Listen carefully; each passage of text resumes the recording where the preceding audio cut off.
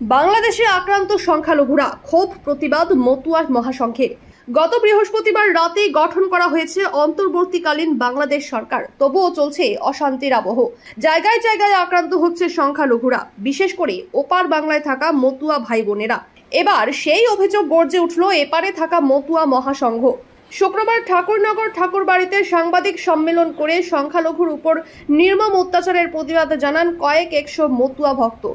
All India মহাসংঘের সম্পাদক সুখেন্দ্রনাথ গাইন বলেন, বাংলাদেশে আক্রান্ত সংখ্যালঘু হিন্দুরা, বিশেষ করে আমাদের মতুয়া ভাই বোনেরা, পুড়িয়ে দেওয়া হচ্ছে হিন্দু মন্দির, হিন্দু বাড়ি, চলছে অবাধে লুটপাট, হিন্দু মা বোনদের ধর্ষণ করে খুন করে দেওয়া হচ্ছে। সোশ্যাল মিডিয়ার ছবিতে তা পরিষ্কার। আমরা এই অত্যাচারের বিরুদ্ধে তীব্র ধিক্কার জানাচ্ছি। অবিলম্বে সংখ্যালঘুদের ওপর এই অত্যাচার বন্ধ হোক, শান্তি ফিরে আসুক। পাশাপাশি এই স্পর্শকাতর বিষয়টি বিশেষভাবে নজর দেওয়ার জন্য ভারত সরকারের কাছে আবেদন জানান তিনি। আপনারা এবং আমরা কম বেশি প্রত্যেকেই জানি, গত জুলাই মাসের 6 তারিখ থেকে বাংলাদেশে ছাত্র আন্দোলন, কোটার বিরুদ্ধে একটা আন্দোলন শুরু হয়। সেই আন্দোলন কিছুদিনের মধ্যেই একটা রাজনৈতিক রূপ নেয়। আবার দেখা যায় সেই রাজনৈতিক রূপ থেকে একটা সাম্প্রদায়িক দাঙ্গা হিসেবে রূপ ধারণ করেছে বর্তমান।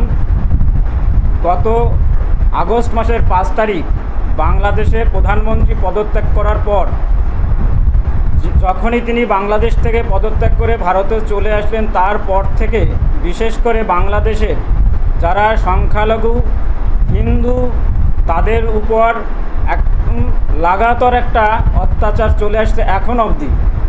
প্রত্যেকটা এলাকায় দেখা যাচ্ছে বাড়ি ঘর, দোকানপাট লুট, এবং বিশেষ করে হিন্দু মন্দিরের মূর্তিগুলোকে ভেঙে দেওয়া হচ্ছে, হিন্দু মন্দির জ্বালিয়ে দেওয়া হচ্ছে, বাড়িঘর জ্বালিয়ে দেওয়া হচ্ছে, এমনকি হিন্দু মেয়েদের উপর পাশবিক অত্যাচার করে, রেপ করে তাকেও হত্যা করে দেওয়া হচ্ছে। আমরা দেখেছি কয়েকদিনের মধ্যেই ভারতের সীমান্তে বাংলাদেশ থেকে সংখ্যালঘু মানুষ, হাজার হাজার মানুষ জড়ো হয়েছে। তারা ভারতে আসার জন্য নিরাপদ আশ্রয় খুঁজছে, ভারতে এসে তারা প্রাণে বাঁচতে পারে, সেরকমই তারা বার্তা দিয়েছে। আমরা আপনাদের ডেকেছি, আপনাদের মাধ্যমে আমাদের ভারতবর্ষের মাননীয় যশস্বী প্রধানমন্ত্রী নরেন্দ্র দামোদর দাস মোদিজির কাছে বার্তা পৌঁছে যাক, এবং বাংলাদেশের বর্তমান যে সরকার, অভ্যন্তরীণ সরকার গঠন হয়েছে, সেই সরকারের প্রধান যিনি, তাঁর কাছে এই বার্তা পৌঁছে যাক।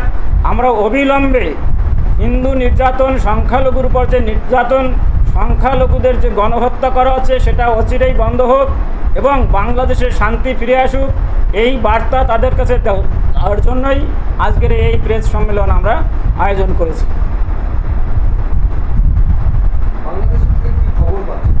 বাংলাদেশ থেকে প্রতিনিয়ত খবর আসছে হিন্দুদের উপর, হিন্দু মেয়েদের উপর পাশবিক নির্যাতন চলছে। রাত হলেই তাদের প্রত্যেকটার এলাকায় হিন্দু বাড়ি দেখে দেখে যারা সন্ত্রাসী, যারা বিএনপি আশ্রিত এবং জামাত আশ্রিত, যারা ছাত্রকে ভর করে, ছাত্র আন্দোলনের ভর করে সাম্প্রদায়িক দাঙ্গা সৃষ্টি করেছে এবং বাড়িঘর লুট করছে, মেয়েদের উপরে অত্যাচার করছে, রেপ করছে, প্রতিনিয়ত খবর পাওয়া যাচ্ছে। মতুয়াদেরই একই অবস্থা। ওখানকার মতুয়া মানেই তো সংখ্যালঘু, মানেই তো মতুয়া। বাংলাদেশের 90% সংখ্যালঘুদের মধ্যে মতুয়া। বলা যায় মতুয়াদেরই তো অবস্থা খারাপ সব থেকে বেশি।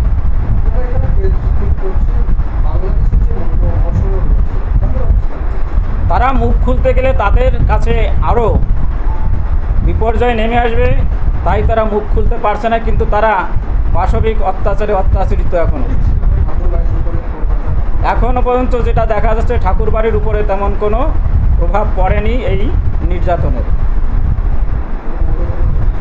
মতুয়াদের, বিশেষ করে মতুয়াদের উপরে, হিন্দু বলতে তো মতুয়াদের উপরে বিশেষ অত্যাচার চলছে, এবং বহু হরিমন্দির ভেঙে দেওয়া হয়েছে এবং হরিমন্দির জ্বালিয়ে দেওয়া হয়েছে ইতিমধ্যেই। গতকাল দেখলাম প্রধানমন্ত্রী একটা বার্তা দিয়েছেন, অচিরেই বাংলাদেশে হিন্দুদের উপরে যে অত্যাচার চলছে সেগুলো অত্যাচার বন্ধ হোক এবং শান্তি ফিরে আসুক। বাংলাদেশ সরকারকে জানিয়েছেন, বর্তমান অভ্যন্তরীণ যে সরকার, তত্ত্বাবধান সরকার, তাকে জানিয়েছেন আমাদের প্রধানমন্ত্রী। এটা আমরা দেখেছি। সরকারি রিপোর্ট করছে এখনো অবধি কোনো ভারতীয় মারা যায়নি বাংলাদেশে, কি বলবেন?